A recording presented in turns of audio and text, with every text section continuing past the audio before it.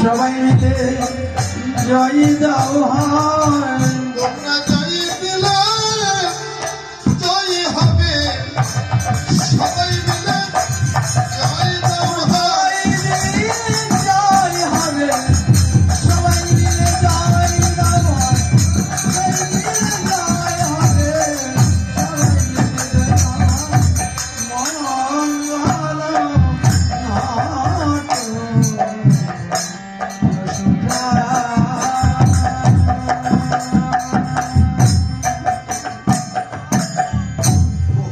বলতে মন চাচ্ছে কিন্তু তো বলার সুযোগ নাই কারণটা সময় ভজন দ্রষ্টা বৈষ্ণব কবিগণ ভজন করার কিছু নির্দিষ্ট সময়সূচি নির্দিষ্ট করে দিয়েছেন।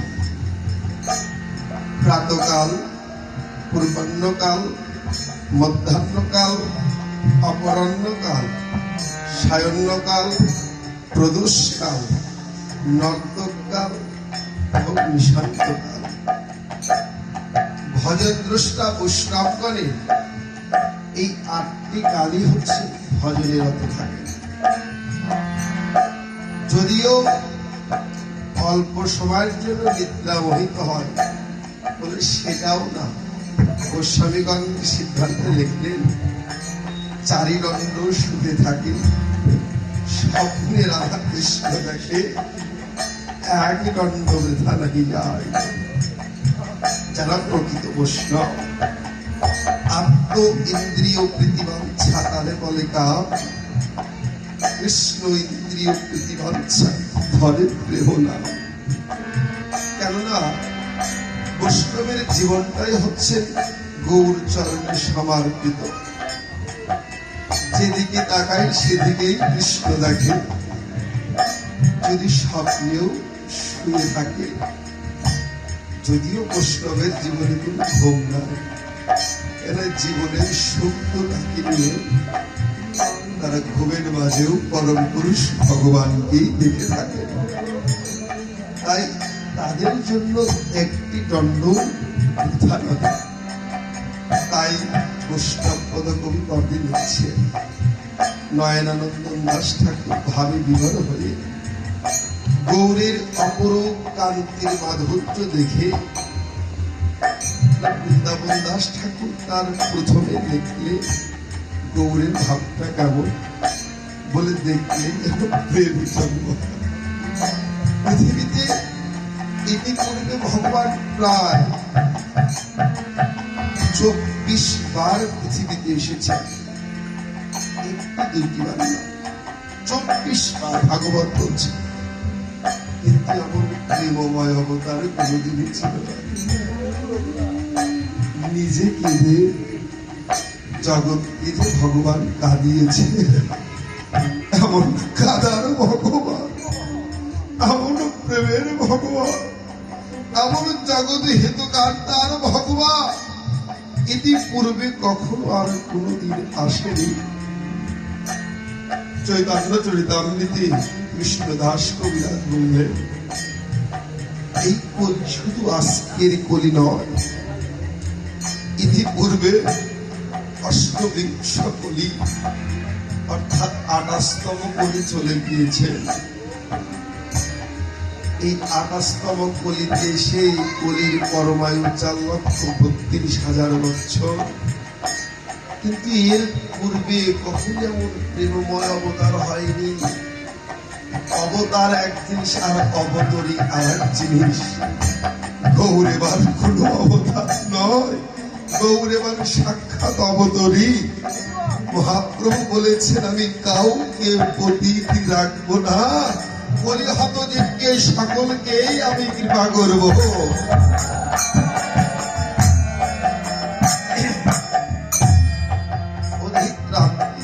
তাই শাস্ত্র বললেন, নয়নানন্দন দাস ঠাকুর গৌরীর অপরূপ লীলা লিখে বৃন্দাবন দাস লিখছেন, আজদুল অভূত ভুজ কনকায় অবদাত সংকীর্তৈনক বৃতর কমলায়তাস্ক বিশ্বম্ভর দ্বিজবার যুগধর্ম পাল বন্দে জগৎ প্রিয়কার করুণায় অবতার। গৌরকে কে না দেখে ভালোবাসবে বুঝুন? পৃথিবীতে কি কোনো পাষণ্ডী এমন আছে যে গৌরের অপরূপ রূপ দেখে যে ভালোবাসতে পারেনি? তাকে তো মনুষ্য জন্মে কখনো গণিত করা যায় না। কেননা মনুষ্য জন্ম পেয়ে যদি গৌরের অপরূপ দেখে যদি প্রেম এবং ভাব ভক্তি না জন্ম হয়, তাহলে মনুষ্য জীবনই হচ্ছে প্রকৃত অর্থে বেদনা। তাই নয়নানন্দন দাস ঠাকুর প্রদের প্রান্তে দাঁড়িয়ে গৌরের অপরূপ মাধুরী দেখে লিখলেন, জয়রে জয়রে গোরাস সচিনন্দন। কথাটার কারণ এইটি, ইহ জগতে প্রতিটি মানুষ মাতৃ পিতৃ পরিচয়ে পরিচিত নাকি? যাকে জিজ্ঞেস করবেন, আমি অমুকের পুত্র, অমুকের পুত্র, আমার অমুক নাম, এইভাবে পরিচিতি হয়। কিন্তু মহাপ্রভু কিন্তু পিতৃ পরিচয়ে পরিচিত না। মহাপ্রভু এবার পরিচিত হচ্ছে মাতৃ পরিচয়ে পরিচিত। যেখানে দেখবেন হাজারো শাস্ত্র গ্রন্থে একটি কথা লিখেছেন, শচীনন্দন গৌর হরি। আর মহাপ্রভু উদ্ধৃতি দিয়ে বললেন, যদি আমার মতন মাতৃ স্নেহ পৃথিবীতে আর হয়তো মহাপ্রভুর মতন মাতৃ স্নেহময় এত সম্মান কেউ করতে পারেনি। মহাপ্রভু উদ্ধৃতি দিয়ে বললেন, কেউ যদি আমার নাম নাও নিতে পারে, যদি একবারে কেউ সচি সচি শব্দ উচ্চারণ করতে পারে, আমি পরমেশ্বর ভগবান যেখানেই থাকি না কেন সে ভক্তের সন্নিকটে। মহাপ্রভু এই কলিতে মাতৃ পরিচয়ে পরিচিত হয়েছে। তার জন্য প্রতিটি কথায় লিখছেন, শ্রী সচি নন্দন মঙ্গল নট সুধম সত্য। গৌরীর অপরূপ কান্তি যেন একটি মঙ্গলের প্রতিশ্রুতি। যে চরণ আশ্রয় করলে জীবের কোনো ভয় থাকে না, ভ্রান্তি থাকে না, হিংসা থাকে না, নিন্দা থাকে না, বিদ্বেষতা থাকে না। যে চরণ একমাত্র নির্মল ভাস্কর ছাড়া জীবনে কখনো কোনো হিংসার প্রবৃত্তিটা জন্ম দিতে পারে না। গৌরকে দেখলে দর্শন করলেই দিবে পরম মঙ্গল হবে। কেউ যদি গৌরকে ভালো নাও বাসে, সেও গৌরকে ভালোবাসবে যদি গৌরের একবার ওই অপরূপ দর্শন করে। তাই মধ্যকর্তা লিখছেন, মঙ্গল ওই নট সুঠা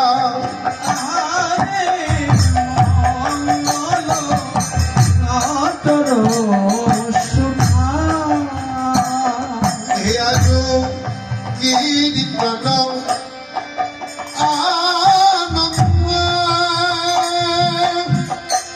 ঐ শিব রামানন্দ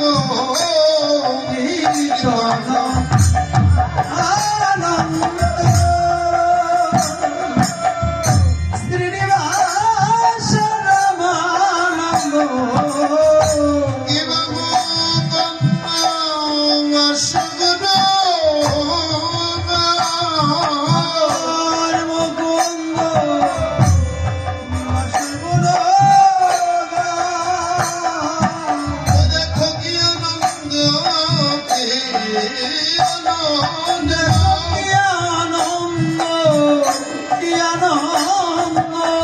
বলি শ্রীবৎসয় অঙ্গন মাঝে কি আনন্দ, কি আনন্দ। সয়া বনমাঝে কি আনন্দ, কি আনন্দ।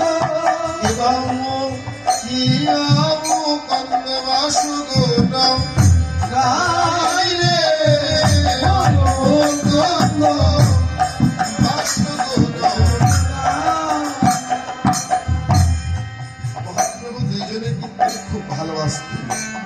এক মুকুন্দ দাস আর হচ্ছে নারায়ণ বাসুদেব ঘোষ। দুইজনকে কীর্তন করছেন। এই কীর্তন করলে হবে, মৃদঙ্গ বাজতে হবে না। আজ মৃদঙ্গ কি তালে বাজছেন? আরে দ্রাঙি দ্রাঙি দ্রিমি দ্রিমি বাদল বাজত। আদল বাজ, আরে দ্রাং দ্রাং দ্রিমি দ্রিমি বাদল বাজত। আদল বাজ। আর মধুর মন্দিরার আশা, মন্দিরার আশা, আর মধুর মন্দিরার আশা। মন্দিরার আশা। আর শঙ্খ করতাল ঘণ্টার বোভেল, করতাল ঘণ্টার বেলা, শঙ্খ করতাল ঘণ্টার বোভেল।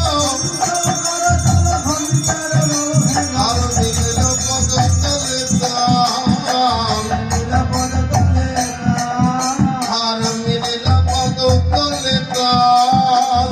নিরাপদ তলে তারা গৌর চরণে শরণ নিল, উচ্চারণে শরণ নিল, তারা গৌর চরণে শরণ নিল। চরণে শরণ নিল। গৌর তোমার গোলাপ বলে গৌর চরণে শরণ নিল।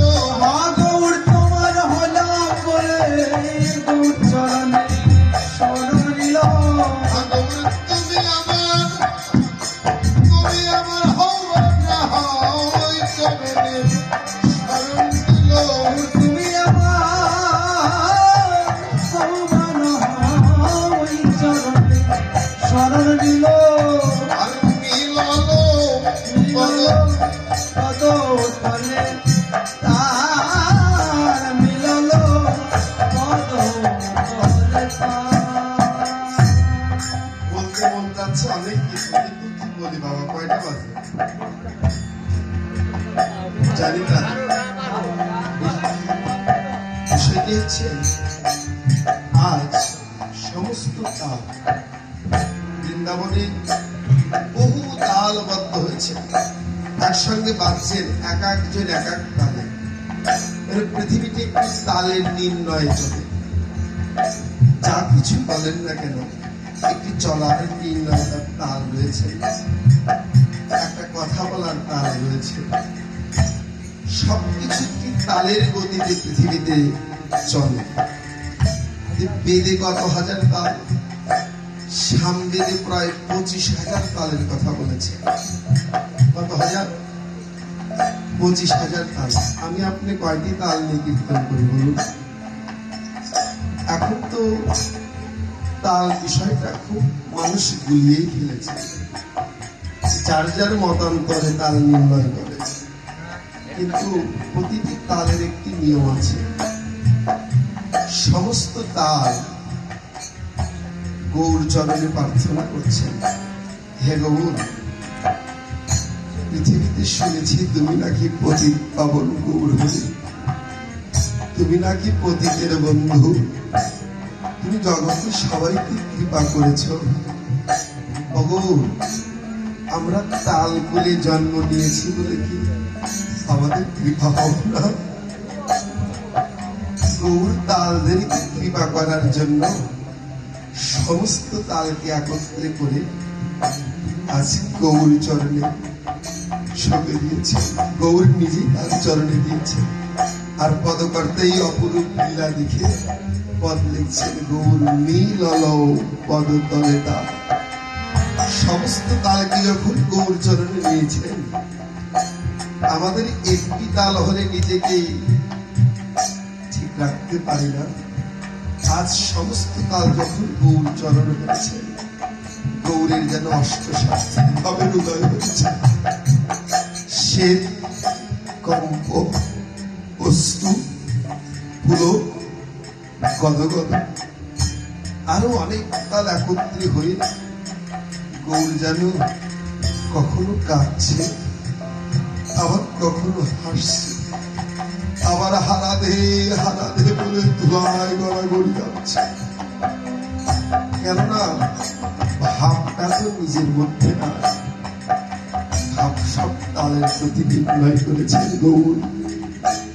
তাই পদকর্তা নয়নানন্দন দাস ঠাকুর পদ লিখছে, সখী মিল ওই পদ তলে তাল রে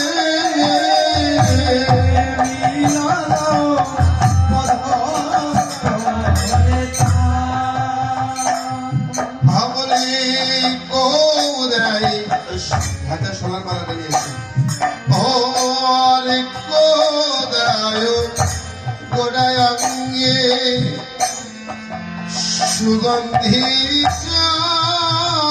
চন্দনা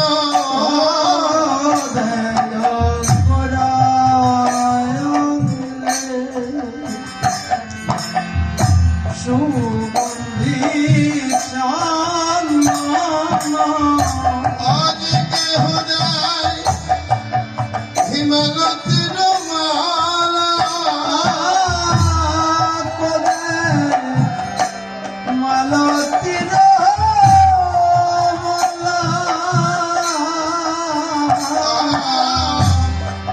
কেউ দেয় হিমালতির মালা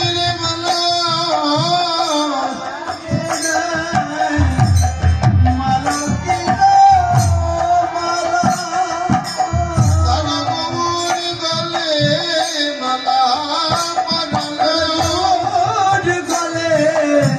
মালা পরালো। ওই ভাগাবেশে নতুন গৌরী গৌর গলে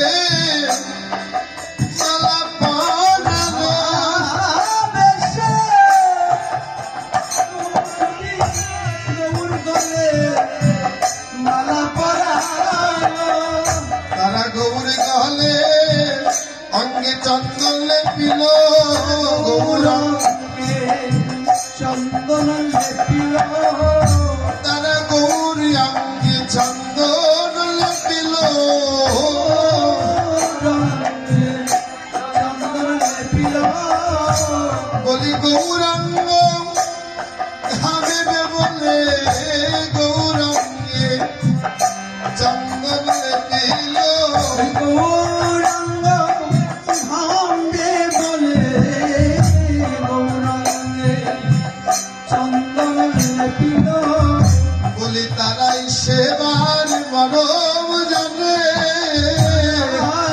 সেবার মরম জানে বলি তারাই সেবার মরম জানে সেবার মরম জানে বলি গৌর বলিতে নয়ন ঝরে তারাই সেবা মরম জানে গৌর বলিতে নয়ন ঝরে তারাই সেবা মরম জানে ভাবি আমার ভাগ্যে হলো না রে আমার ভাইকে হলো না রে প্রেম ভাব আমার ভাগ্যে হলো না রে আমার ভাগ্যে হলো না রে আমার হালাই হালাই হালা জন্ম গেল ভাব আমার ভাগ্যে হলো না রে হালাই হালা জনম গেল আমার ভাগ্যে হলো না রে হবে আমার গতি কি আর হবে গতি কি আর হবে? আমি তোমার সেবায় লাগলাম না রে, আমার গতি কি আর হবে? গৌর সেবা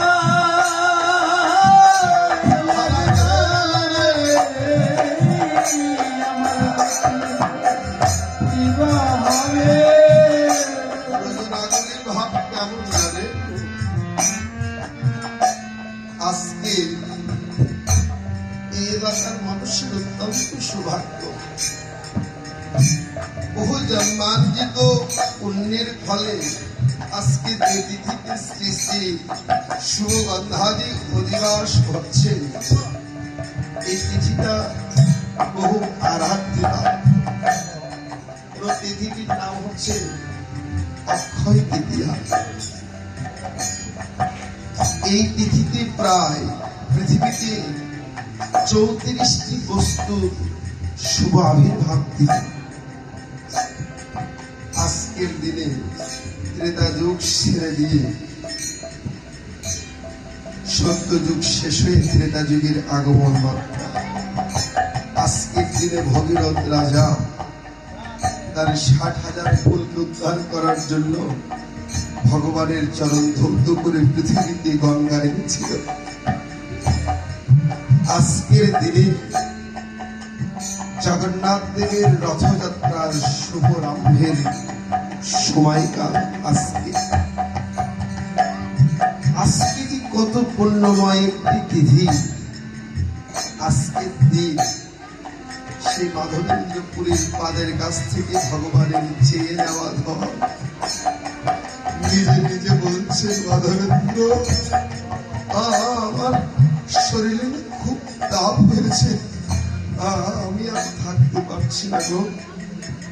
মাধবেন্দ্র বলছেন, ও ঠাকুর, আমি তো বৃত্ত পেয়েছি, আমি কি তোমার সেবায় রাখতে পারবো? মাধবেন্দ্র পরিবার সেই বৃন্দাবন থেকে সেই পরিধারে মলয় পর্বতে যে শ্বেত চন্দন নিয়ে এসেছিল। ভগবান কি আপনি আপনি ভক্তের কাছে আসেন?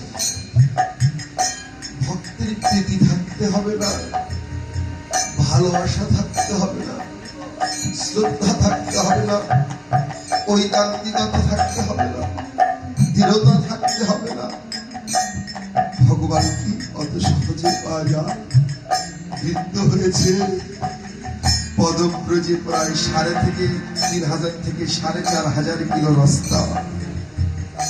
4,000 কিলো রাস্তা পদব্রজে হেঁটে সুখ কারোর জন্য যে আমার গোবিন্দ বেশি সুখে থাকবেন। আর এই গোবিন্দের সুখের জন্য হঠাৎ করে রেমুনাতে এসে পৌঁছাবে। রেমুনায় এসে বাজারে বসে থেকে অভিপ্রায় জন্ম নিয়েছেন। এখানে প্রসিদ্ধ বিগ্রহ নাম শুনেছি গোপীনাথ।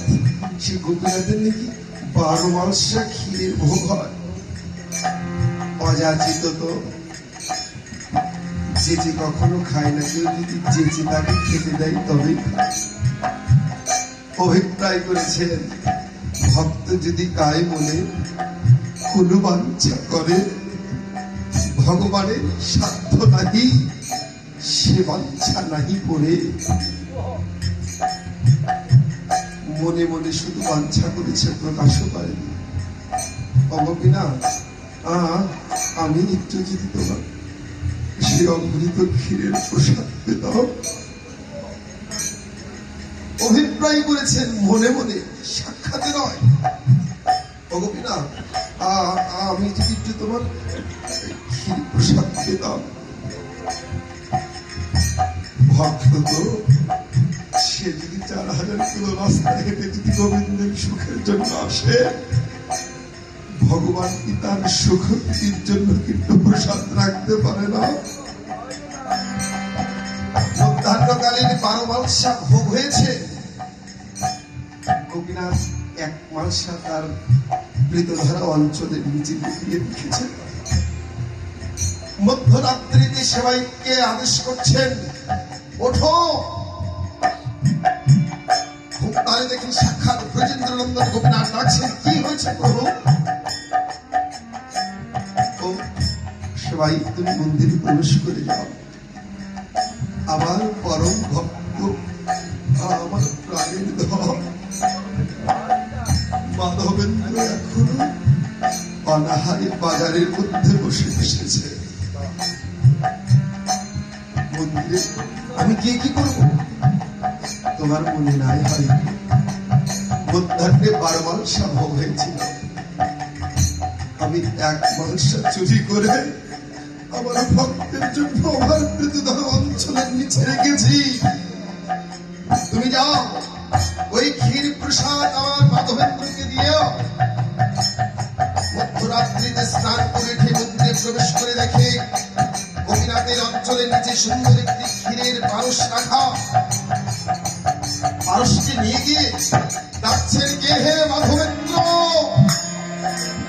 মাধবেন্দ্র ভয় পেয়ে গেছেন, আমি কি কিছু করেছি?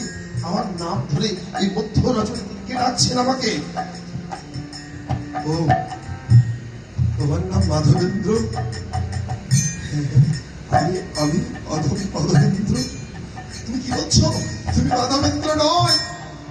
ক্ষীরের মালসাটি রেখে ছুটতে ছুটতে সবাই যে মাধবেন্দ্রের চরণটা লুণ্ঠিত করে বক্ষের মাঝে ধরে ধরে হাউ মাউ করে কাঁদছেন। তুমি সেই ভাগ্যবান, তুমি সেই ভাগ্যবান মাধবেন্দ্র। আমি ভাগ্যবান কিভাবে? ও ভাই, তুমি তো জানো না, একটি প্রদীপ কখনো জানতে পারে না তার ছোট্ট শিখার কারণে কত জায়গা আলোকিত হয়।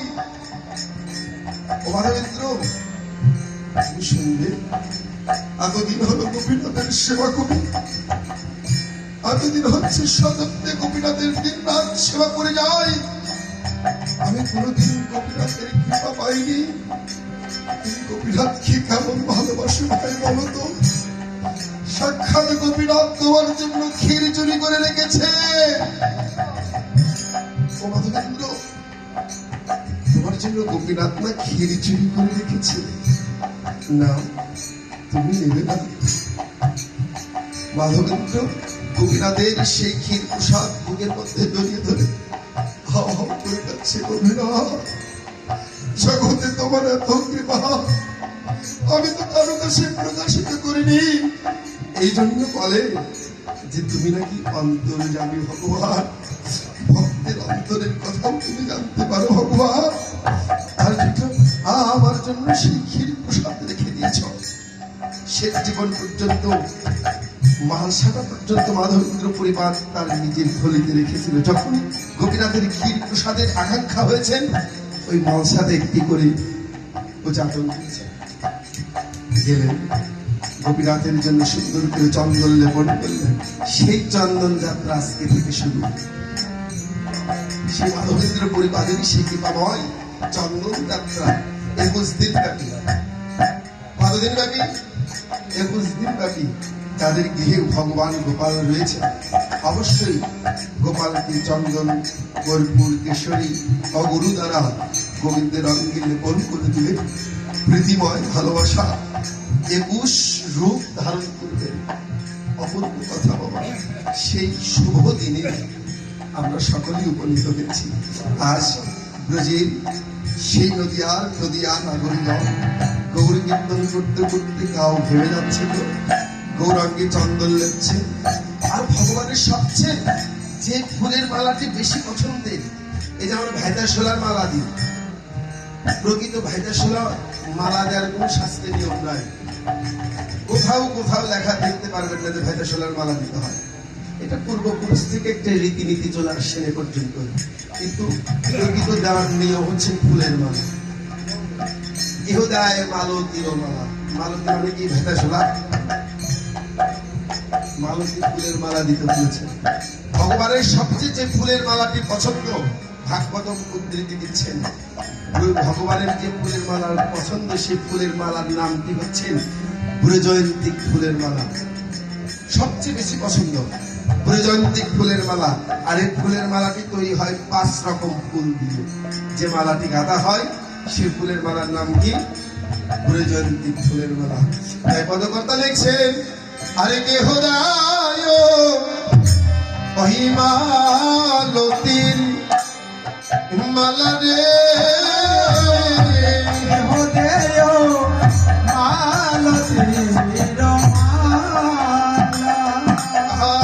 আরে পীড়িতে ফুল সজা আগে মনমোহে ভেদলে,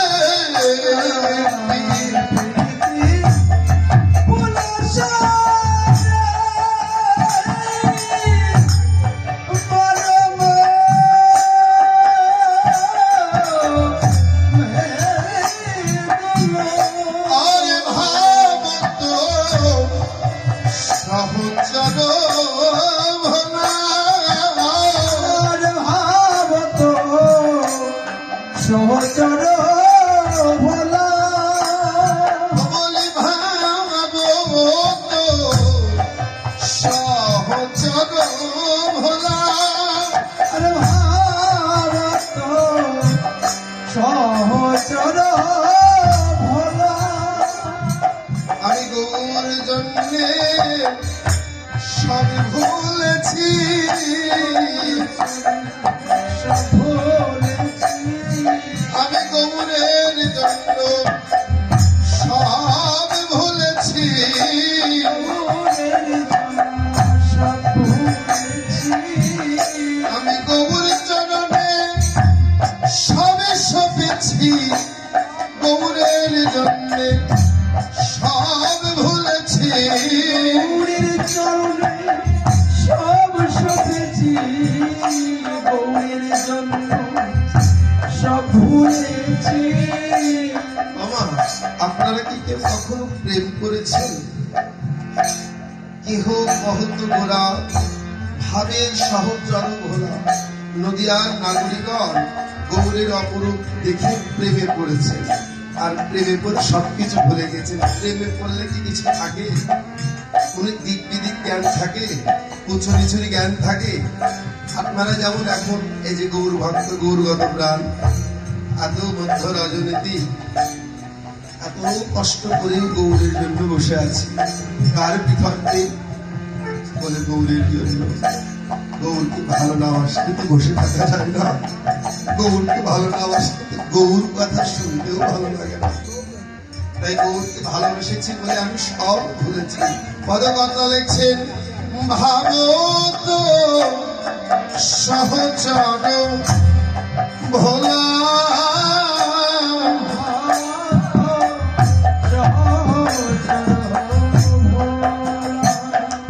বলি কে হো কহত গোটা জানকী বল্লভ,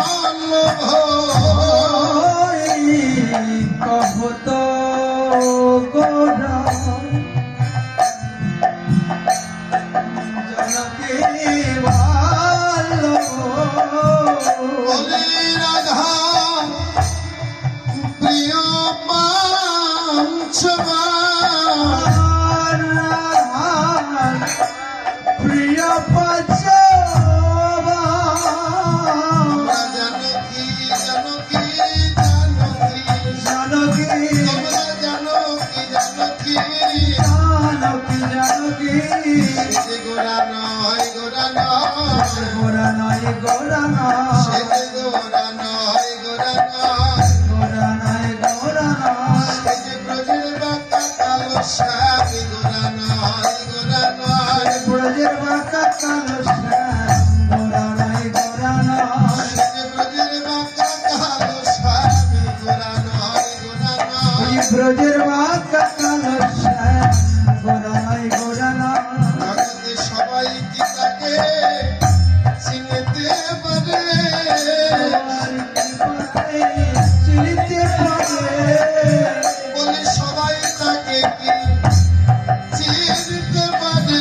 সবাই তাকে চিনতে পারে, বলি দেখার মতো নয়ন না হলে সবাই তাকে কি চিনতে পারে?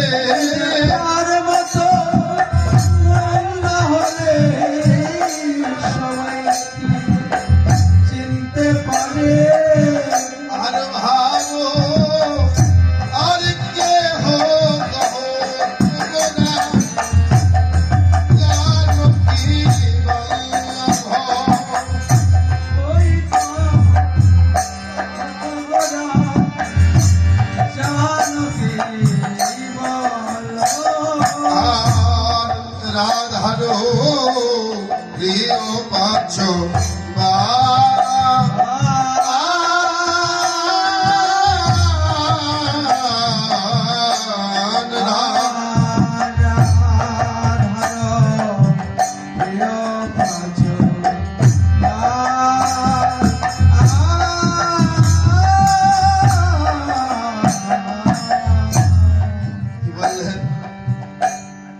জানকী কার নাম? সীতার এক নাম জানকী। ভগবানকে সাজার পরে গৌর সুন্দরকে যেন জানকী বল্লভ অর্থাৎ মর্যাদা পুরুষোত্তম রামচন্দ্রের মতো দেখতে হয়েছে গৌরীকে। তারপরে যে নাগরী বলছেন আমাদের গৌরকে এবার ওই মর্যাদা পুরুষোত্তম রামচন্দ্র হয়ে এসেছে নাকি?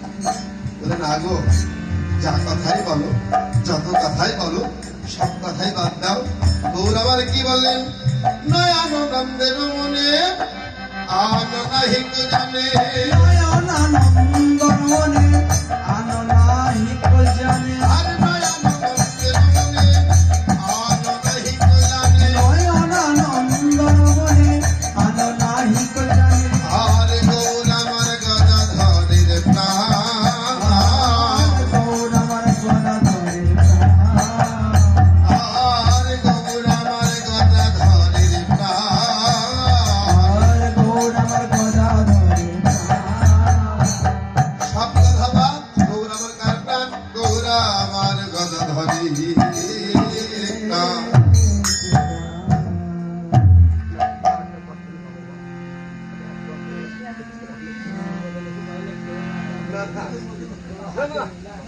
বাবা একটা গান। না না বাবা, আমার বয়স হয়ে গেছে।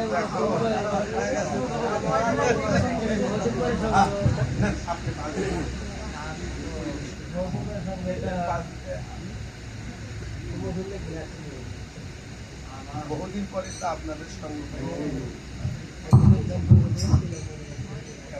কাজ না হলে কি